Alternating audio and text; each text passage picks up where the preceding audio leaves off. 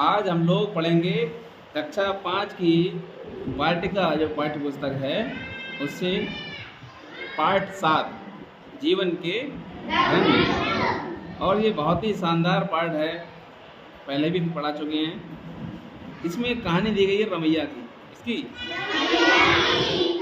और एक कहानी दी गई है छोटी सी चिड़िया, इसका नाम क्या है?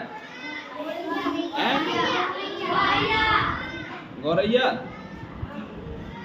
तो गौरैया की कहानी और रमैया की कहानी ये दो हैं जीवन के रंग में। तो सबसे पहले हम सुनेंगे रमैया की कहानी। तो रमैया की कहानी आपने सुनी भी है। रमैया एक बहुत ही, कुछ लोग उसे क्या कहते थे, जनूनी कहते थे, कुछ लोग उसे सनकी कहते थे, मगर रमैया को इससे कोई फर्क नहीं पड़ता था। रमैया क्या करता था? रमैया अपनी साइकिल पर ठेरों पौधे लेकर के रोज सुबह घर से निकल पड़ता था और गीत गाता हुआ और सबसे पेड़ उगाने को, पेड़ लगाने को कहता हुआ। रमैया अपने सपने की धुन में मगन है। उसका सपना है हरी भरी धरती का। क्या सपना है उसका? हाँ, वो चाहता है कि सारी धरती हरी भरी हो जाए और जंगल बचाने का उसका सपना है, पेड़ लगाने का उसका सपना है, ताकि पूरी दुनिया में धरती है, पूरी धरती हमारी वो हरे भरे पेड़ों से हरी भरी हो जाए। क्यों हो जाए? ऐसे सपनों से क्यों चुना है? क्योंकि रमैया जानता है कि इस सपने को पूरा अगर कर दिया तो क्या होगा? चारों तरफ हरियाली होगी, पेड़ होंगे, ऑक्सीजन होगी, छाया होगी, पेड़ हमें बहुत कुछ देंगे, ठीक है? तो वो अपने सपने को पूरा करने में लगा रहता है। लेकिन वो अपने सपने को पूरा कैसे करना है, कैसे पूरा करे?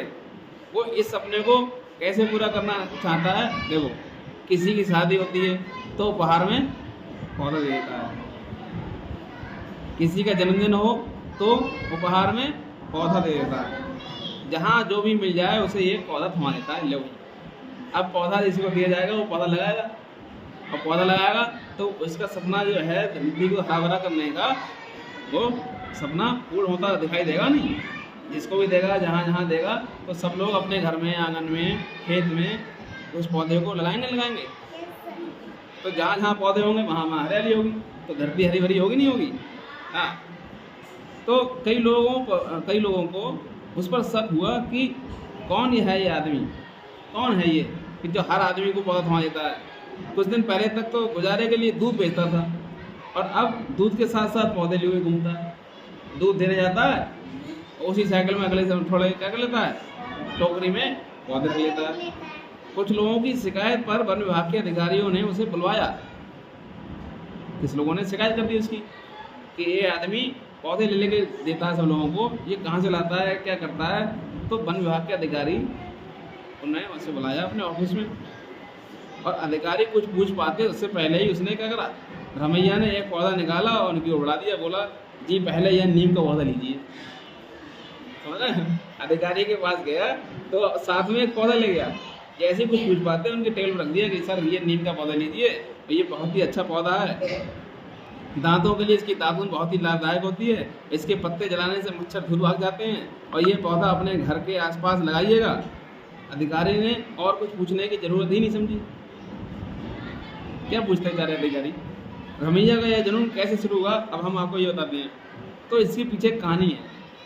कोई व्यक्ति कोई काम करता है और कुछ, तो उसके पीछे कुछ ना कुछ कहानी, कुछ ना कुछ कारण होता है, ऐसे नहीं लग पड़ता है। वैसे तो उसे बचपन से पेड़ पौधे बहुत पसंद थे, मगर अपने मास्टर जी की एक बात उसे हमेशा याद रही। वो बात क्या थी? बात ये थी, मास्टर जी कहते थे कि पेड़ हमें ताज़ी हवा देते हैं, फल देते हैं, फूल देते हैं, छाया देते हैं और बहुत कुछ देते हैं, जबकि बदले में हमसे बहुत थोड़ी सी देखभाल मांगते हैं। इंसान होता तो इतना सब देने की बड़ी कीमत मांगता। रमैया ने कागज का नोट बनाकर उस पर पेड़ों की तस्वीर लगाई और उसे उसके नीचे लिखा, पेड़ की कीमत पैसों से बढ़कर है।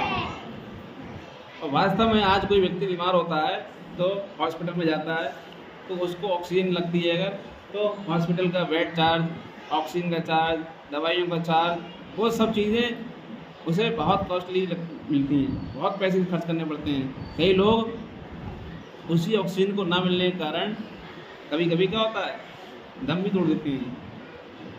इतनी ज़रूरत है, इसे हम क्या बोलते हैं, प्राणवायु बोलते हैं। क्या बोलते हैं? हाँ, प्राणवायु। ऑक्सीजन हमारी प्राणवायु है।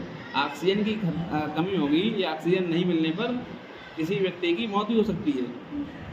और वो ऑक्सीजन जो किसी के प्राण देती है, वो ऑक्सीजन पौधे हमें देते हैं। कौन देता है?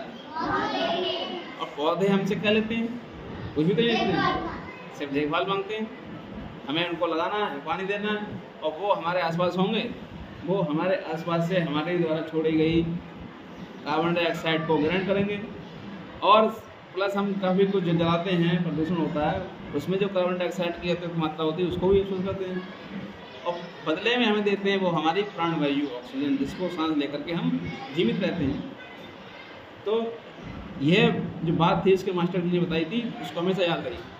लेकिन इसके अतिरिक्त एक और कहानी थी इसकी। एक बार रमैया की बेटी को तेज सिरदर्द हुआ। क्या हुआ? दवा लेने पर कुछ दिन तो ठीक रही, लेकिन फिर से यह दर्द उसे हुआ और फिर रोज होने लगा। रमैया ने कारण खोजा तो पता चला कि बेटी के स्कूल में बाहर बैठकर पढ़ाई होती है। कहाँ होती है पढ़ाई? कोई पेड़ नहीं है, जिसके कारण उसकी बेटी ही नहीं बल्कि कई बच्चों के साथ ऐसा हो रहा है, यानी स्कूल के और बच्चे भी बीमार हो रहे हैं। रमैया ने सोचा कि क्यों ना वहाँ पर इतने पौधे लगा दिए जाएं कि बच्चे छाँव में बैठकर पढ़ें, और यही विचार रमैया के जुनून का कारण बन गया। जो वो सबको पौधे थमा देता है, उसका विचार यहीं से आया। ठीक है, रमैया अपने हाथों से अब तक सैकड़ों पौधे लगा चुका है। स्कूल, दफ्तर, मंदिर, मस्जिद, जहाँ भी जाता है पेड़ों के गुण बताता है। नए नए तरीकों से लोगों को पेड़ लगाने के मनाता है। उसने बेटा बेटी की शादी के कार्ड पर भी पेड़ों के महत्व के संदेश लिखे और नारा लगाया कि धरती का अब करो श्रृंगार, पेड़ लगाओ सब दो चार। तो रमैया के इस जुनून में धीरे धीरे बहुत लोग शामिल हो रहे हैं। वे कहते हैं 10 रमैया मिल जाए तो धरती बच जाए, जंगल भर जाए और खुशहाली आ जाए। तो कितने अच्छे शानदार व्यक्ति हैं रमैया जी। हम लोगों को भी पेड़ का महत्व समझना चाहिए और पेड़ों को लगाना चाहिए, पेड़ों की देखभाल करनी चाहिए, पेड़ों को बचाना चाहिए। सही है, सब लोग पेड़ लगाते हैं तो क्या होगा, धीरे धीरे जिस प्रकार रमैया का सपना है, रमैया का तो सपना था, आपने पेड़ों के महत्व को समझा, ये आपका भी सपना हो सकता है। अगर पेड़ होंगे हमारे पास आसपास, देखो हमारा विद्यालय है, इसमें कितने पेड़ लगे हुए हैं। हम लोगों के विद्यालय में हम लोगों ने कितने पेड़ लगाए हैं, और वो पेड़ नहीं होते तो कैसा लगता, चाहिए था ना। अभी आप लोग अमरूद खाते हो, है ना, पाकड़ की छाँव में बैठते हो, फूल हैं चारों तरफ, रंग बिरंगे गुलाब के, कनेर के और तमाम तरह के पौधे लगे हुए हैं। इतना अच्छा हरा भरा माहौल लगता है। एक तो ये माहौल को खुशनुमा बनाते हैं, साथ ही साथ हमें ऑक्सीजन दे रहे हैं, और हमारे चारों तरफ जो कार्बन डाइऑक्साइड है जो हमारे लिए खतरनाक है उसको अवशोषण कर रहे हैं। तो ये हमारे सच्चे दोस्त हैं जो हमारे जीवन के लिए हमेशा उपयोगी रहेंगे। इसलिए हमें इनका क्या करना चाहिए, संरक्षण करना चाहिए, बचाना चाहिए इनको, और ज़्यादा से ज़्यादा पेड़ लगाना चाहिए। तो हम लोग क्या करेंगे, पेड़ों की देखभाल करेंगे। क्या करेंगे? तो ये थी कहानी रमैया जी की, बढ़िया लगी? सही है, तो हम लोगों को भी रमैया की तरह बनना है और पेड़ों को लगा लगा के पूरी धरती माता का श्रृंगार कर देना है हरियाली से। सही है, बहुत अच्छा है।